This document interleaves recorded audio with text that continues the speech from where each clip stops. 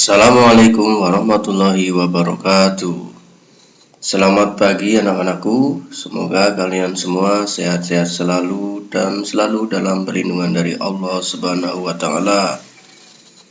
Sebelum pembelajaran kita mulai, marilah kita berdoa terlebih dahulu. Berdoa kita mulai. Bismillahirrahmanirrahim. Anak-anakku, Pak Guru ucapkan terima kasih kepada kalian yang sudah mengisi daftar hadir hari ini. Pak Guru juga ingatkan untuk selalu menjaga kesehatan dan menerapkan protokol kesehatan.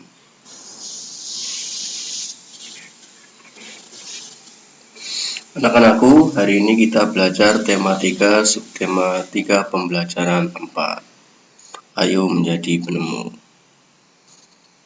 Anak-anakku, kalian tentu tahu manfaat dari penemuan ya, dan apa yang harus kita lakukan saat kita berada di jalan raya. Kita harus mematuhi rambu-rambu lalu lintas tersebut. Agar kenapa? Supaya kita terhindar dari sesuatu yang tidak kita inginkan, seperti kecelakaan dan lain-lain.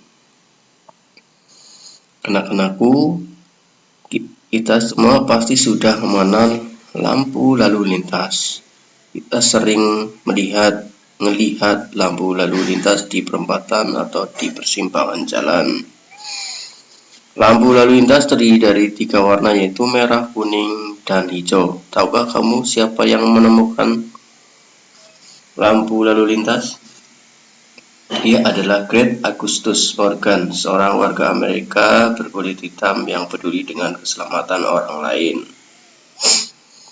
Morgan terpanggil untuk menciptakan sistem lampu lalu lintas setelah melihat terjadinya kecelakaan antara mobil dengan kereta kuda.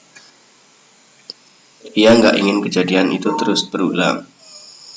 Hingga saat ini, penemuan Morgan sangat bermanfaat untuk mengatur lalu lintas dan menyelamatkan pengguna jalan dari kecelakaan. Anak-anakku, itu adalah tadi sebuah bacaan tentang lalu lintas. Sekarang kalian bisa temukan kata non baku dan kalimat tidak efektif dalam teks di atas. Kemudian tulislah dalam tabel berikut ini. Contohnya adalah kata non baku ngeliat, dan kata baku yang betul adalah melihat. Kalimat tidak efektifnya adalah kita sering melihat lampu lalu lintas di perempatan atau persimpangan jalan. Sedangkan kalimat perbaikannya adalah kita sering melihat lampu lalu lintas di persimpangan jalan. Kemudian contoh yang lain adalah sistem. Itu kata non baku, sedangkan kata bakunya adalah sistem. Terdapat di kalimat Morgan terpanggil untuk menciptakan sistem lalu lintas setelah melihat terjadinya kecelakaan antara mobil dengan kereta kuda.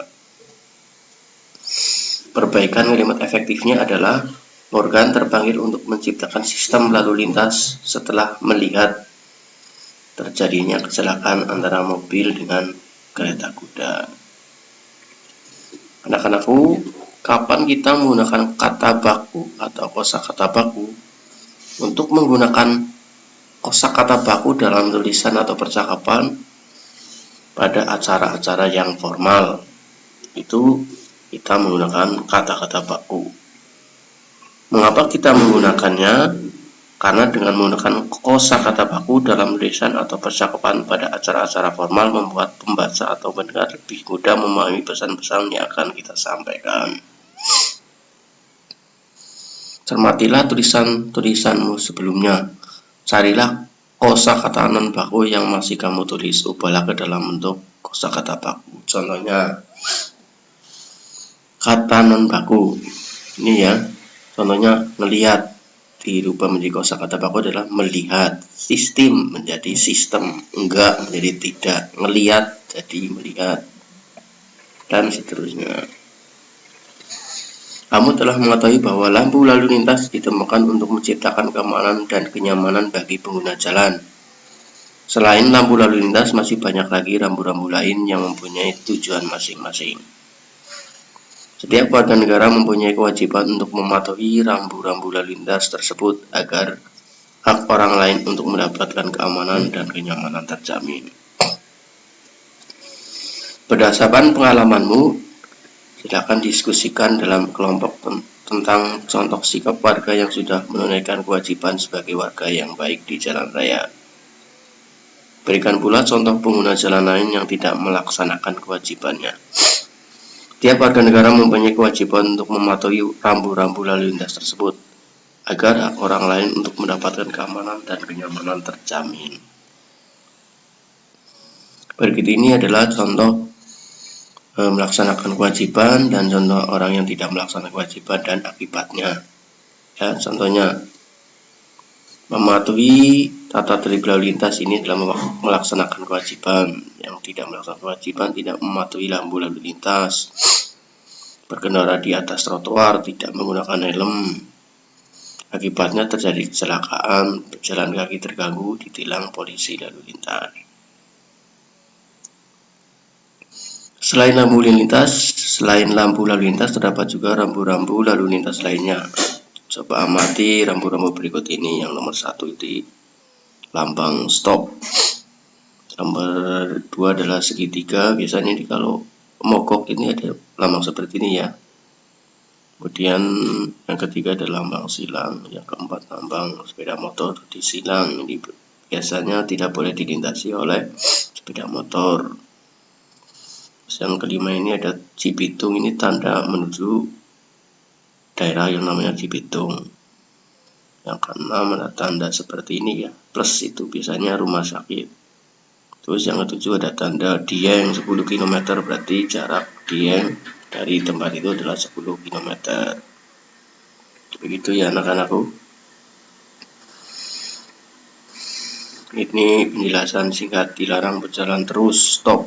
Ini maksudnya penjelasannya. Anak-anakku, apakah manfaat rambu-rambu lalu lintas bagi pengguna jalan? Manfaatnya adalah untuk menciptakan keamanan dan kenyamanan bagi pengguna jalan. Terus jika rambu-rambu tersebut tidak ada, apa pengaruhnya terhadap pengguna jalan? Tentunya jika rambu-rambu tersebut tidak ada, pengaruh yang mungkin terjadi adalah lalu lintas di jalan raya menjadi tidak teratur dan dapat menyebabkan banyak kecelakaan.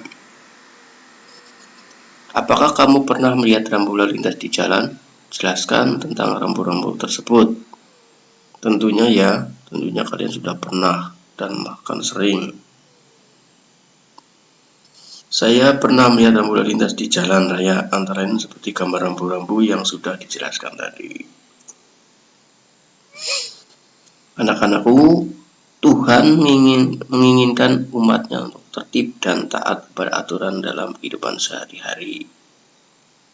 Misalnya saja di jalan raya ditunjukkan dengan menaati semua peraturan lalu lintas, sedangkan di sekolah kita dapat menunjukkan dengan datang ke sekolah tepat waktu.